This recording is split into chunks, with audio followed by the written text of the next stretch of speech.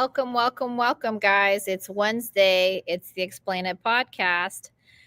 You'll see that I'm not in studio today, and that's because we are doing the No One Left Behind challenge this week. But at the same time, Stephen had to go do his final walkthrough with our hard money lender on a property that we are flipping out in Flagstaff. It's our final draw. So we're getting all this last things put together. And speaking of hard money lenders and people with all kinds of money in their pockets, we have an amazing guest today, Chai, my good friend from Texas, who's got all the money and all the Wild Wild West funding for you. So I'm excited to have him on this podcast. And here's a couple of reasons why. Because you can see how quickly somebody can progress from their W-2 into really making a stance and really making an amazing business for themselves. One reason I love Chai, and I won't pretend I know how to say his last name. He can say it when he comes on. But one reason I love Chai is he has the most beautiful heart, full of integrity, wants to do right by people, and I absolutely love him. So he is driving. He will be stationary in a little bit, but we'll have him on to talk through a little bit of how he got started, how he can help you scale your flipping businesses and things like that, developments. He's looking for multifamily, all kinds of stuff. So we're going to talk to him about how he got started and how you guys can now take advantage of all this wonderful resources he's now built up as an amazing investor out in Texas. So, Chai, how are you? Hey, how are you, Ingryd? How's it Good. going? Good. The audience knows that you will be going to a stationary place, and so I totally understand that it'll transition a little, but we can work through that. We're entrepreneurs. We have to work with what we have. Yes, I'm almost here. I'm here at a Starbucks. I had to, uh, even as an entrepreneur, you don't you can't delegate every task just like that. You Uh have huh. some relationship aspects of it. So this is one of those visits here with one of my older clients. Who wanted me to look at their house and suggest some upgrades. So I made a 2 hour trip back and forth just to meet them, and that's why I'm on the road. I'm so sorry. But Oh wow. Yeah, and I mean we can speak to that too. Just how um, relationships is where um, like in real estate. I'm going to put you on mute for a second, okay? Relationships in real estate is the crux of so much that we do here.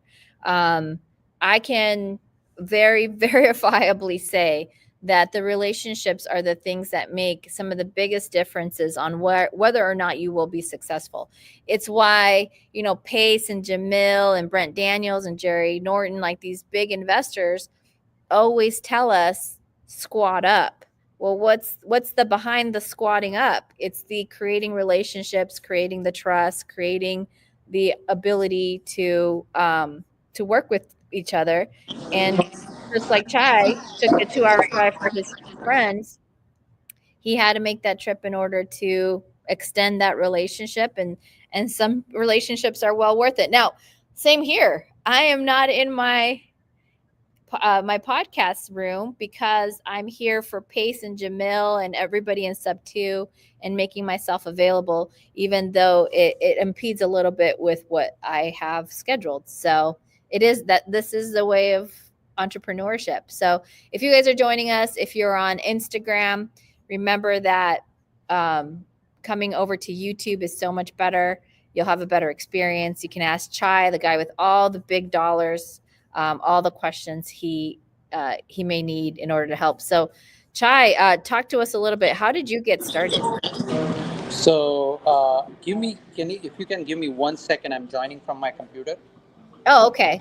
I thought So maybe you were ordering me a latte. Okay, cool. I'll put you. Okay, let me know. Okay, all right. Well, I can keep speaking about relationships and building stuff. In fact, we had I do a Zoom call every Wednesday now, office hours from 10 a.m. to 11 a.m. Arizona time.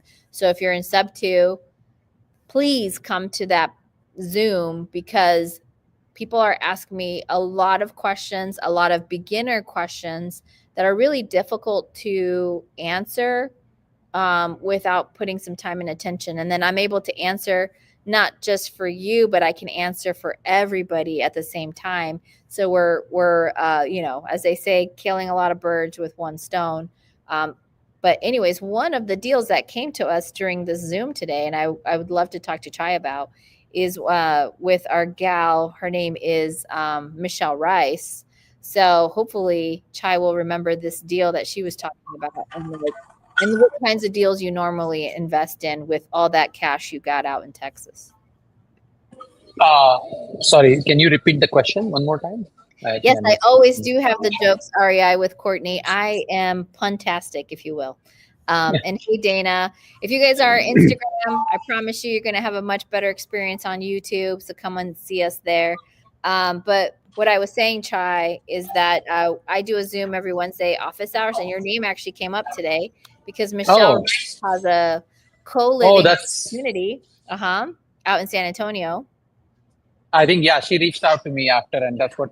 Uh, yeah, I didn't realize which Zoom she was referring to, but yeah, I guess I understand now. Yeah, no problem. Chai, before we get started on real business, tell us how you got started in real estate and how did you end up being this guy with like huge money in his pockets ready to fund deals? Uh, well, the second part is still not 100% true, but I have access to a lot of money. May not be Mhm. in my own pocket. I'll go over that how it. I mean, whole thing came about. So I started. I mean, it goes way back. Literally, I mean, I don't wanna bore you with too many details, but I want to tell you one fun fact. Back in ninth grade, okay, and I come from, even though like all everybody goes out to like these gas stations, motels, or all these things. You see a lot of Indians everywhere, and you feel like okay, Indians own all these businesses, but these are very few communities that own all these things, and I'm not from those communities. Okay, Mm. I come from, so I was just explaining someone this morning. I met with this amazing lender, and we meet other lenders to collaborate on stuff. But I was explaining him like you think I'm Indian and I'm related to all these people that you see on gas stations, but it's not really true because I come from a community which is extremely W2 oriented, like extremely. I can't. I mean, literally, if I go after, if I start chasing money, I mean, it's almost frowned upon. Uh, I mean, chasing money is almost frowned upon in my community. People feel like um I'm I've lost it basically. So coming from such a conservative community, in ninth grade, I had one of my friends reach out to me. Hey, I mean, I know you're. I mean, I've always been very entrepreneurial and wanted to do something, and I never Mhm. learned to take pride in that. I always thought this is something like I'm doing something wrong, and then he took me to this meetup that now meetup is a big deal and it's so easy to go to meetup. But back then, like the city I grew up in, there used to be this one meetup run by a person from like another community which is very entrepreneurial. And when I went there, I just felt so much at, I mean, uh, I felt like I'm meeting people of my people with the same interest for the first time in my life, and that's when it kind of gave me this assurance that okay, being like now entrepreneurship is a big deal, and everybody thinks it's a cool thing, but back then it was not as cool as it is today. So that's where I will say I started, and this guy showed me the way like how entrepreneurship is cool and how it can open up this financial freedom and all these things. But fast forward to when I landed in America, and my whole idea of coming to America was to I love how start you a say business. America. Say Yeah. America one more time. I like it. Uh, so I landed in America uh, in 2007, and that's where everything started. And my goal was to come here and start something because I tried to start a lot of things back home, and it was, I mean, there was a lot of pressure from my parents, from the society, and starting a business and making it successful in India is always a big gamble. At least it used to be back then, because I come from a very modest background, and uh, I mean, I don't have what I have now. I didn't have what I have now back then, so it was a big leap of faith. So one of my uncles suggested you go to America, and everything. I mean, it's a lot easier to start a business here. Again, it didn't go that way. Unfortunately, I started many different things and then landed on real estate in 2014. But I went through a restaurant plan, a cold calling. I mean, a website. I'm not cold calling. Sorry, calling card website to call internationally for people that have families internationally. I went through multiple different ideas, invested money, lost money, all kinds of things until I found real estate. And real estate was always, I mean, if you go meet people today and start talking about real estate, I feel like everybody has thought about investing in real estate or have invested in real estate at some point. Everybody with some disposable income. So, so if you start telling people, "Hey, I'm an investor. I invest in real estate," everybody's like, "Yeah, I'm also an investor." But they don't understand what we mean by investor, because Mhm. people with W-2 jobs and they have disposable income, they are trying to invest in real estate just to park their money, because real estate is the one thing that actually grows in value. Okay. Uh, sure, you can invest your money in 401k and stocks, but it's that is lot more, like, it has a lot more risk associated with it overall compared to real estate. So Mhm. I was the same way in 2014. I wanted to invest in real estate just to, keep my money working somewhere. And I was set on this area in Houston called Pearland, which was, I mean, it has grown amazingly since then. But back then it was just starting, and I was like, okay, I need to buy one house for 200,000, and it's gonna.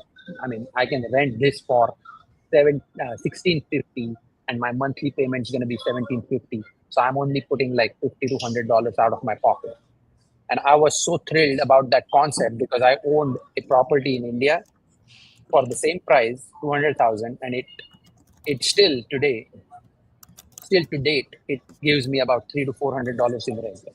That's it. And for me to get 17 or 16, 15 rent was a big difference. So that was the one, like, biggest thing that attracted me towards real estate. And I was just getting out of this business that for many reasons didn't work out, and I was just looking for other options. But I'm so lucky that I met someone, and again, I'm an extrovert. Okay, so I talk about my plans with everybody around me, and because I like to turn the discussions around in my favor anywhere I go. Because if I get bored with the discussions that are happening over there, I'm going to change it in my favor.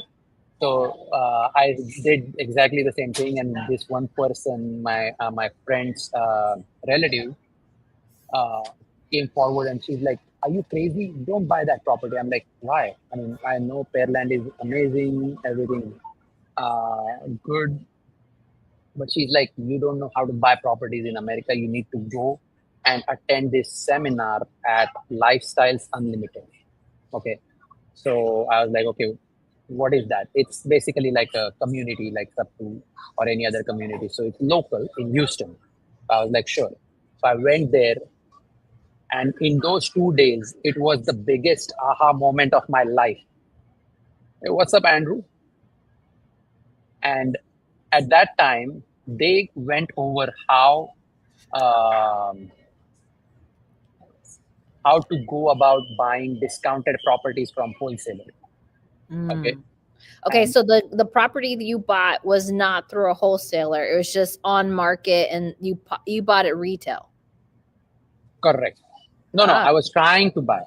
I mm, was just about to sign the contract to buy a property or make an offer on a property. And I'm so glad she stopped me because I would have ah, paid all my cash because that's all the cash I had to. I didn't even have the whole cash. I was going to go get a hard money loan and mm-hmm. buy that property.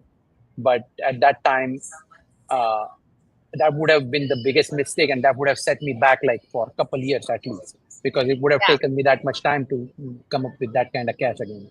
So I went and I learned about wholesaling and how to buy properties from a wholesaler. And I was like, oh my God, like you can buy properties at a discount.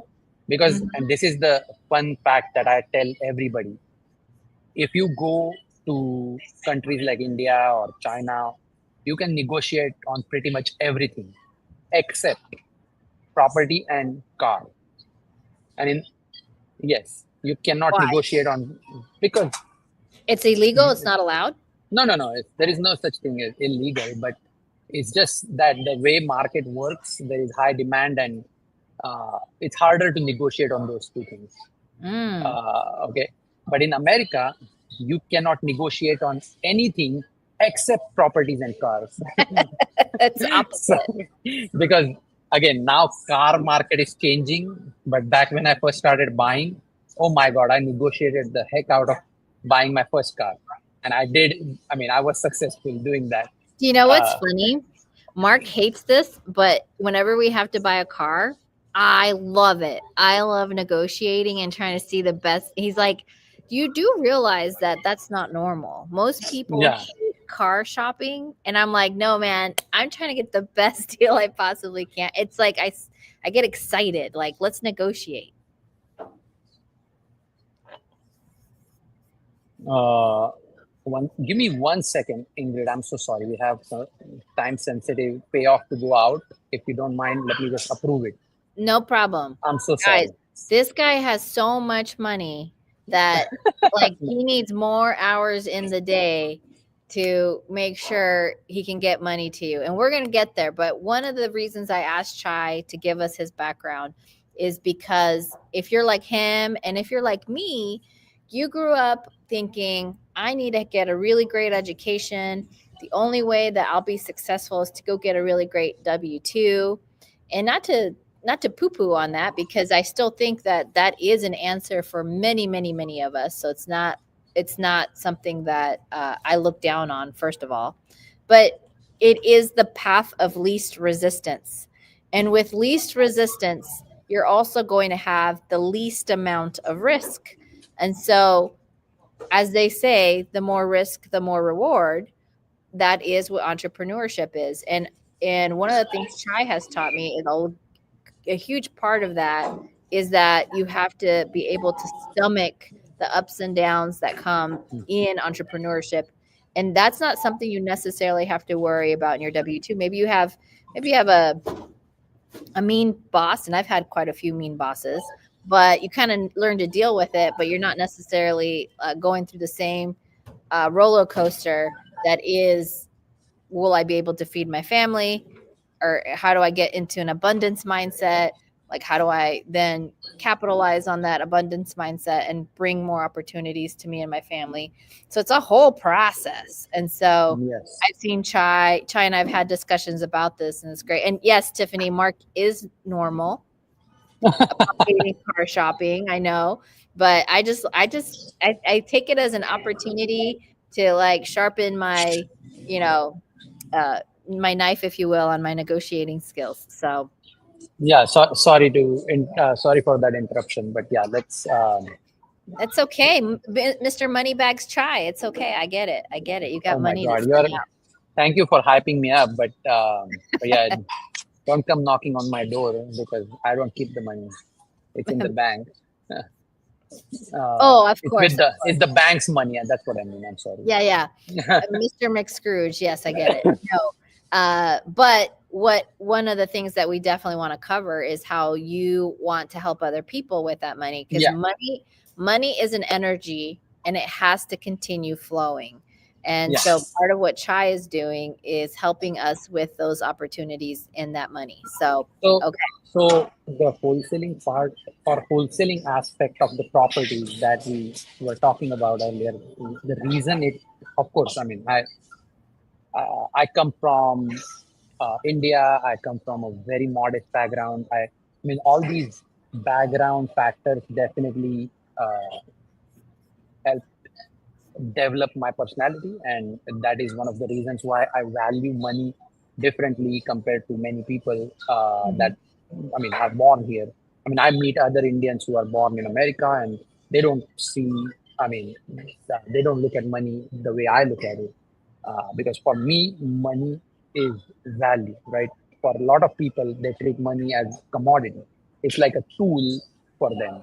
So even if they lose it, they can. I mean, they think they can get another tool, and it's very possible in America. And sometimes that mindset also helps.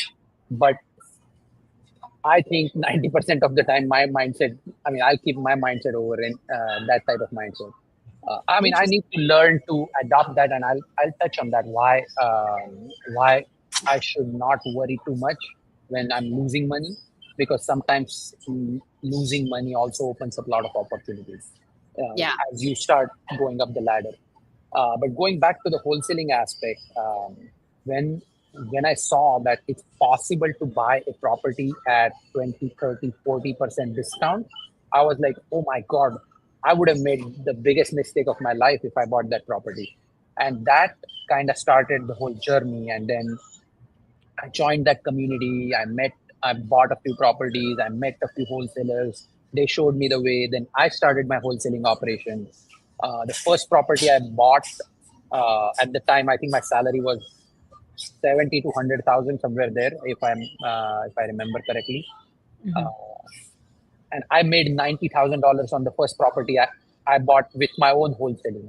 I was like, oh my God, like that just replaced my entire salary just like that. Hmm. Uh, and With very little hours worked, right? and a lot people need to understand, like if they are listening right now, I mean, Ingrid and Chai are real people doing these real things, and you can call us Yeah. and we Yeah. will I stink. I'm uh, definitely real. Hmm. uh, and you can literally call us and we are happy to show you actual closing statements of that happening. Because back then, again, I started in 2014. Facebook groups was not even a thing. Facebook was a thing, but remember how young social media is even today. Okay, Hmm. so 2014 was, I mean, there were a lot of pros and cons of not having Facebook groups. One, I didn't have all the knowledge that I have like access to so easily because of the Facebook groups and all these other social media aspects. But back then, I sent 300 letters.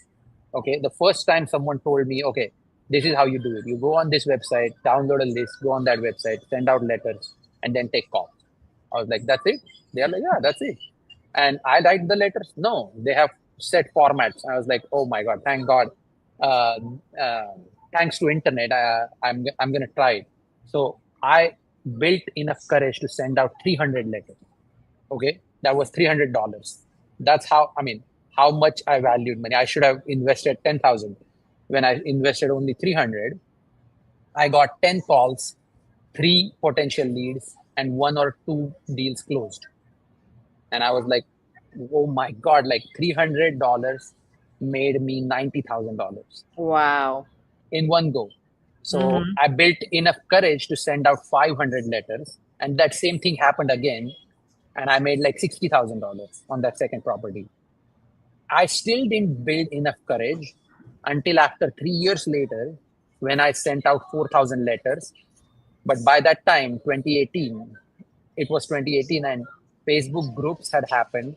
A lot of people had caught up on this concept. This had become so saturated that after sending 4,000 letters, I barely got 10 calls. Mm. And I was like, oh my God, did I just miss the biggest opportunity of my life? And again, it's not like you, no matter where you start, you just start with or play with the cards you're dealt. So at that time, the mailers was very saturated. So we gravitated to cold calling, and then Literally, I'm not even kidding. This is 100% truth. I'm. We hired a cold caller because we were still in the W-2. The first call, okay, I'm not even kidding. First call, not the first lead. Number one call, our cold caller called. We made 35 grand. I Yes. still have the spreadsheet. And I was like, oh, I mean, what the hell is this? Like, it was, I mean, it was like the money was like, I mean, we were, I mean, it was raining money, literally. Yeah. I mean, in my, I mean, in my Your perspective or your perspective, experience. right? Yeah. Yeah. Because is it really this easy? Like, this is what I kept asking me. But then, of course, things. I mean, it was a lot of like beginner's luck. Things got a lot harder. Then we sent 10,000 letters and nothing happened. And then we were trying a completely different route at the time because uh, for those who don't know, USPS has certain routes that they run. I mean, not certain. Every city or whatever, every area has a route that USPS uh, postman will go and drop letters. And if you printed your marketing material, the one you actually get in mail from multiple people like dental clinics and all these people go drop their marketing material with the post office, and post office charges a certain amount, and they will drop it on to every house. And at that time, there were floods going on in Houston, and right after the floods, we did that drop, and nothing came off it. And we again, that goes back to what you said earlier. Like, business is not always. I mean, we were uh, so happy with the results that we produced in the last like few experiences we had or attempts we had. It didn't. We couldn't duplicate it. Okay, and the way it's funny how the way I mean how the market catches up to every new strategy. Like, cold calling also got saturated very fast. Then the texting came along, and then we introduced pay per click. We developed a website and hired a company. So we did all these things. We even did bandit sign for that matter. And every time we haven't lost a dime on any strategy today. Okay, knock on the wood. But uh, my point of saying this is, anything you do, if you are not progressing in business, you are actually going down. There is no such thing as plateau. Okay, you have to. That's why you have to keep improving, because if you don't improve, someone else is going to outperform you in many ways, from technology standpoint, from hard work standpoint, from uh, like smartness standpoint, or whatever it is. They are going to outperform you, and you are gonna. I mean, when someone else goes up, you are actually, in relation to that, you are going down. Okay, even if your numbers stay the same. So that's why business is up and down all the time. It's not because, I mean, you are doing something wrong. It's and that is the fun part about it. Like, if you don't have the down period, you're never going to enjoy the up period, right? So Yeah. It gives you a reflection point to say, right. hey, how bad do you want this? Um, so what I love that you're talking about this, because so many folks are now getting into buying businesses too, which is something I would love to do.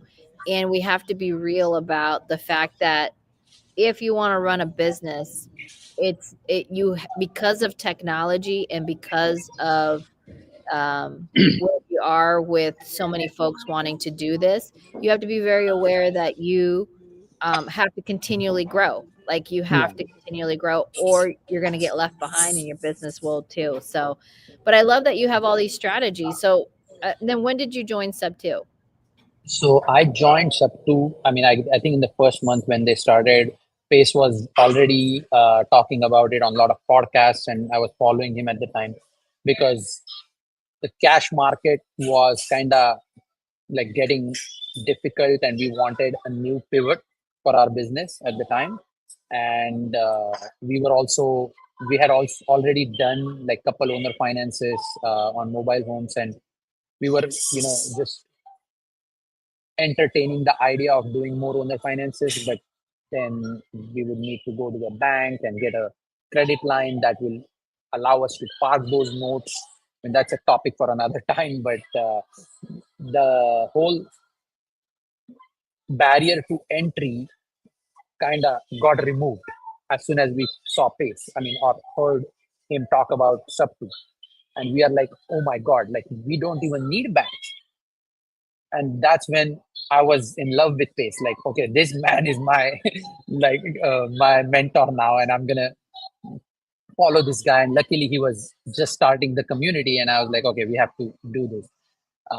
And at that time, it was we didn't know like Pace was so much more than sub two, but at that time we were looking at him more from okay, what is the next thing we need to do, and who do we need to follow in order to go to that next level? Because our goal was to join a community per year. Okay, so we had joined Ben Daniels community.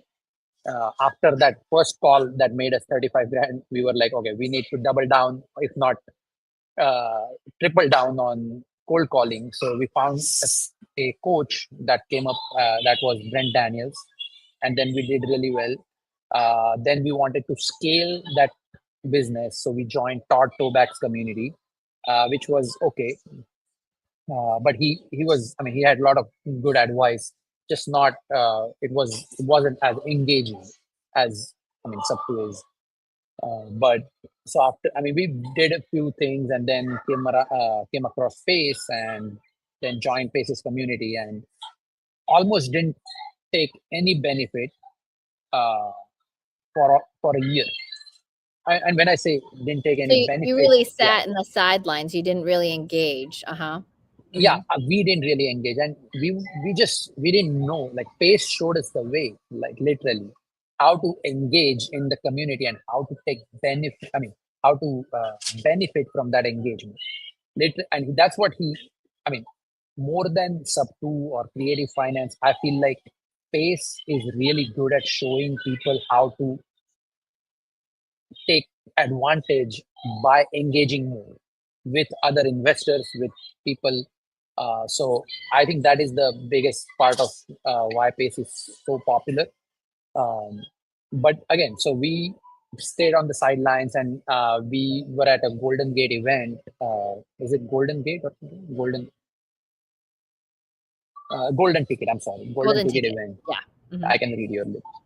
Uh, so Golden Ticket event. That's when I met Pace, and uh, he didn't have underwriting in his Zoom calls, and I was talking to Munif, and Munif was showing me the way. Munif is one of the biggest reasons how I got engaged in the community. So Munif and I had started a different channel where I was teaching Munif how to do underwriting when he wanted to learn, and we were doing this series. And we were telling Pace about it, and Pace is like, "Why don't you guys bring that to sub two?" And I'm like, that makes perfect sense because I was just going to ask you, hey, your students lack the knowledge of underwriting. Can I help? And he's like, okay, if you stop doing what you're doing and do that in my community, I'll give you a call. I'll give you a slot. And like literally 2 days later, he's like, oh, I have a slot open. Do you guys want to start? And since Wow. then, I have never looked back. I mean, we've done so many calls in sub two and engaged with so many students, traveled to so many cities, spoke at so many meetups. Uh, it's been amazing since then. So fast forward to lending since then. Again, we went through a full. I mean, at the time, sub twos were really, really popular. So our goal was to meet more and more people and tell them about what we do in Texas. And if they are wholesalers, I wanted to empower them with leads in Texas so that they call those leads, and I get first dibs on those properties.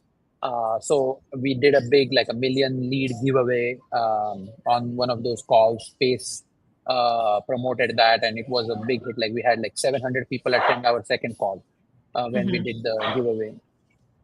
Uh, so we were focused on sub twos, but then since interest rates have gone up and whole sub two and wrap market has kind of slowed down, we started focusing our attention on lending, which we were always doing. Okay, I was doing lending way before I formed the lending company, because as because I already know what it takes to be a lender, and I am a borrower, have been a borrower, I've dealt with lenders all my career. So becoming a lender was very easy. Okay, I was doing it out of using my own cash initially, for my close friends and few borrowers that I knew. But then I was learning from some mentors I have here in Houston. They are successful lenders who were doing lending using banks' money. Okay, Okay. because you can grow so much with your own money, but when you start working with banks, banks are gonna give you money in millions, not in hundreds of thousands. Because Okay. when you, Well, but I want to ask sorry, a question here. So there's folks who are coming in from like these like capital raising things and like so one of the things I want to say is like money is so abundant and the sources are so different.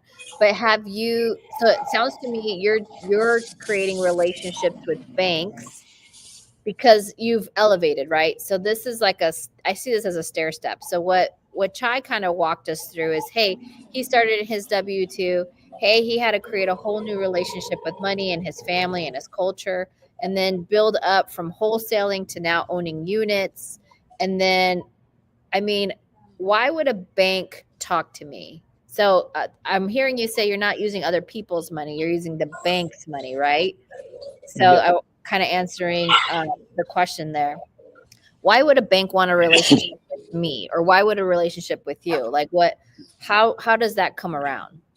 So, I mean, small background to that is I don't not use other people's money. Mm, I do. So wholesaling is like I just want to give analogy of wholesaling and owning property versus owning property. Like you're a wholesaler, you're buying a property, or or rather signing a contract on a property that you cannot buy today for whatever reason. Like you don't have cash, you don't have enough credit, whatever, or you don't want to buy. That's a or you different just story. don't want But to buy, right? You just want active income. yeah, Hmm. so you, start doing wholesaling. Let's say you reach a level where you are making like millions of dollars from your wholesaling. Now, what are you going to do with all that cash? Right? You're going to need to park that somewhere, and the best place to park it is real estate. A lot of times. So that's how I went from wholesaling to buying and holding property. Well, I started the other way. I started buying a property because I had a W-2 income, and then kind of got into wholesaling to buy more properties, discounted. But a lot of people start from wholesaling and they go to buying properties because now they have different problems, and uh, the Look the at how money you easily I make. distract him. I've just put a comment below, and he's like, what's happening?" Sorry, this was too funny. Mark called you Chai dollar sign, so I love it.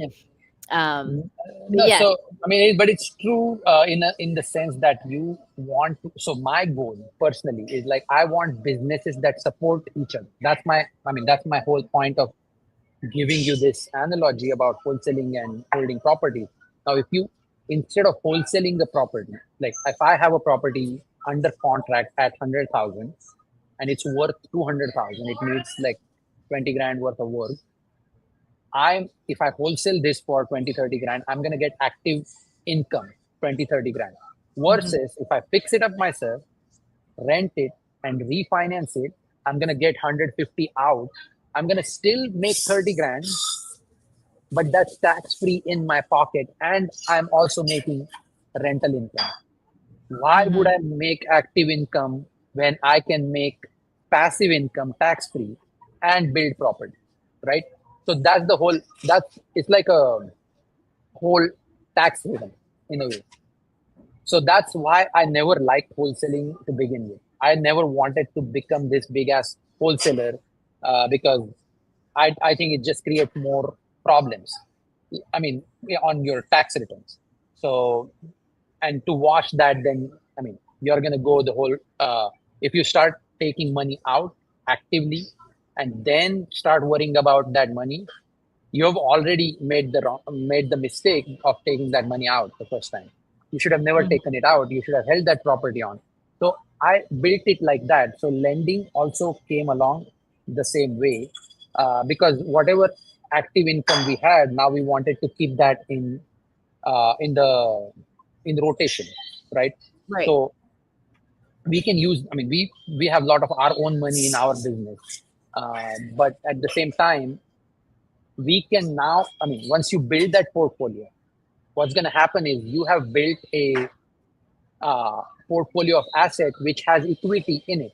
Okay, it shows two things. One is you are doing something like uh, something that is really cool from bank's perspective or anybody reviewing your business. They are going to see this and they are going to see your tax return. You're paying almost no tax because you have all this depreciation, and they are going to be very impressed because it is harder way of doing things. Instead of wholesaling, if you hold the property on, you have to now develop a skill to manage a contractor, manage a tenant, manage a property manager, and then deal with all this extra stress, which will not be there if you are a wholesaler and just take that money out. But then you have to pay taxes. In order to save taxes, you have to do all these things, which don't just pay off in like a year or two, but it will pay off after a few years of being in the business. And the way they pay off is you develop banks respect because they know you're a good asset manager. That means you're also a good money manager. So because of this experience and because of growing organically, now I can stack on one business on top of each other. So now I have my own people that work in my properties. If someone came along, I mean, I do this for a lot of sub two members already. If someone came along and said, "Hey, I have a property in Texas. I don't know anybody. Can you fix this for me?" I've done a lot of contracting jobs for them. I don't care because I keeps my people busy. Okay. Also, like I've done one for you, right? He's done it for me, guys. Yeah, yeah. This is where the So, relationship piece kick in. And one thing I want to say in the real estate game, the I'll say the quintessential real estate game, the goal is to become the lender. Like, yes. yes, having this like experience and like Chai is saying, this is all a progression. You have to learn the levels of stress that come at the different levels of business engagement in real estate. So I hear you 1,000% where it's like when you're a wholesaler, it's the least stressful because you have the least Least amount, liability. least liability. And then when you start owning property and have to manage that property and build out the equity, that is when banks can see that you've progressed and you're mature and they can hold you accountable and responsible for money that Yes. they're willing to lend you. And so that is the goal. The goal is the process, like of how you mature as an asset manager. Hmm. Uh, I, I, I don't know if I lost track of your original question, but I think when you were asking about like dealing with banks, in order to be eligible, it's not so much as a barrier of entry. I mean, you can walk in the bank today and start that relationship today, and I think you will also find some success, but on a smaller level. Like they'll probably start you off with a 500,000 credit line. Maybe they'll ask you for your own homestead as a collateral or whatever. But for you to reach from 500,000 all the way to say 5 million or 10 million level, it's going to take same amount of time. Okay, so and I feel like I did it the right way. I mean, wholesaling and owning properties, I did it the wrong way. But relationship with banks, I think I hit them at the right time and got the most out of that relationship in one go. And I'll go over what I mean by that in numbers. But uh, as I started owning more properties, and a lot of these properties I owned as I mean, I bought, I got them as a wholesaler and had a ton of equity in them. I mean, to give you actual numbers, we own a portfolio worth closer to a $25 million, and we have equity in them closer to like $8 to $10 million in equity. Okay.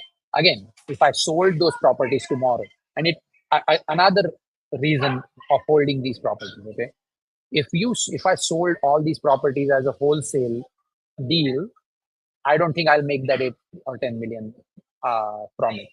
But as they stand today in my portfolio, they are that equity is worth $8 to $10 million. Because I mean, I can't list each property on the market. It's a very long process. If I have to sell 100 properties at a time, I'd have to wholesale them as a portfolio or something, and then I'll probably walk away with. I mean, I'll be lucky if I walk away with half of that equity. So, but when I take that portfolio and show the bank that I'm doing the hard work every day, managing this and keeping up with like property maintenance, tenant management, all these things, they look at me as an active businessman. Okay, they look at me as a good, like a steward for their money if they were to give me their money, and they will consider the entire. You're on this. And the fact that you have the discipline of not actually selling them, right? Exactly. Or refinancing where you're taking out too much equity. So Exactly. that those are the two things that I think are important too. It's like you have to have the discipline for those things. And sorry, the room is starting to get loud because we are No, getting you can't. the No One Left Behind challenge. So tell us, now that you've elevated into lending, like what kind of lending do you do, and how do people get to you in case they need that kind of So money? the company, the name of our company is Step Up Capital. Okay, and we are a hard money lender. I don't call ourselves a private money lender, even though a lot of people have that terminology mixed up. The reason I call ourselves as a hard money lender is because we use banks' money, and we raise money from banks as much as we do from other people. But the portion, like the split of the total money that we manage, majority of that is bank. I mean, maybe 65 to 70%. Uh, so we using this fund that we have, or pool of money, we fund deals in Texas only today. We, we do deals nationwide, but we have to broker them to other lenders. So you can reach out to myself, Prakash, or Jada, and we will take care of you. I don't know if Is you there need to is put there a their names website on. that we can put on there? Yes. So you can put a website on in the comment if you want. It's stepup-capital.com. I'm working on getting the Step Up Capital domain as well, but somebody owns it who's never responding.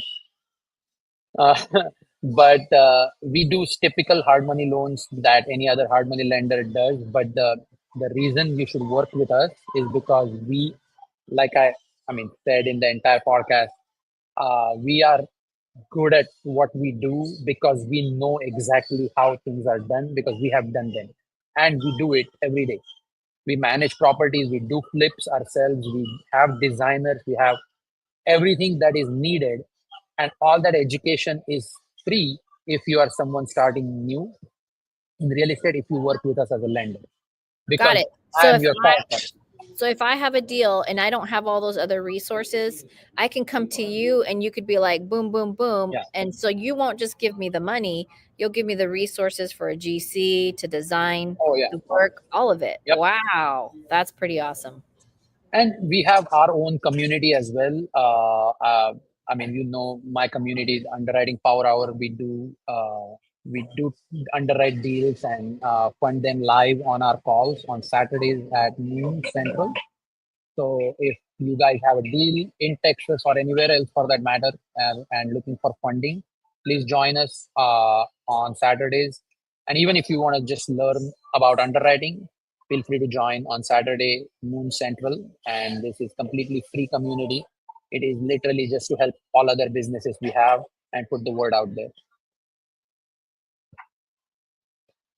And what's the name of the group again? I'm going to try to pull it up. It's Underwriting Power Hour. I can send you the Underwriting name power. to Let me live. see. I'm like, I'm trying to figure out where it went. Oh, there it is. There we go. Okay, cool. I'm going to share it right now with you guys. So if somebody actually is just getting started and they need help on how to actually um, do this, this is also essentially something that you're going to provide. Yes, So you don't 100%. even So need to that's Jada right there.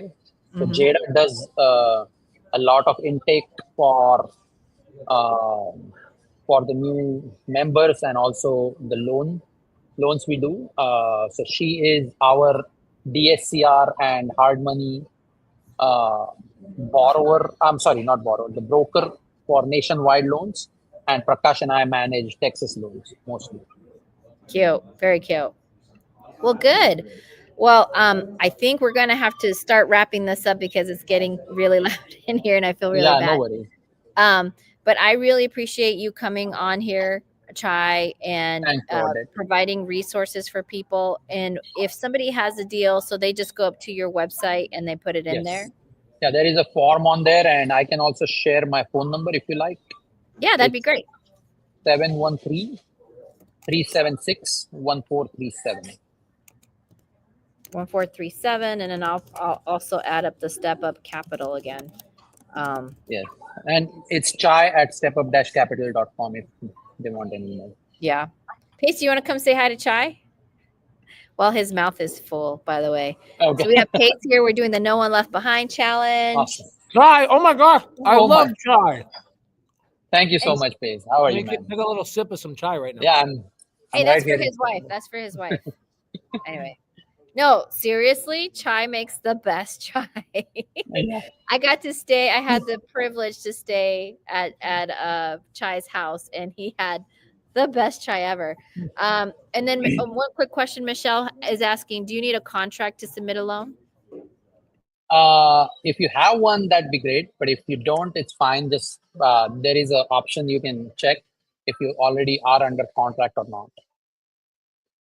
Okay, and so you guys will actually maybe help people get under contract so that they can get Yeah. going. Oh, yeah. We can underwrite the deal and tell you, look, this is not worth doing, or this is really cool. I mean, then you know exactly where to go from there. Fantastic. Well, guys, call Chai 713-376-1437 or head out to stepupatcapital.com. And it's the same to say chai at stepupcapital.com Yes. like that, right? Okay, Yep. cool. Go get a hold of him, guys. He's got all that money for you. He's ready to lend. And the fact that he's actually not just going to tell you whether he's going to go beyond. He's going to tell you that it's a dealer. 100%. I mean, people who work with us, they don't look back. I mean, they Fantastic. pretty much stay with us most of the time. Yep. Wonderful. Thank you. Well, thank you so much, Chai. Thank you, everybody. Remember, we're here every Wednesday from 1 to 2 o'clock Arizona time, and we will catch you guys next week. Bye now. Thank you.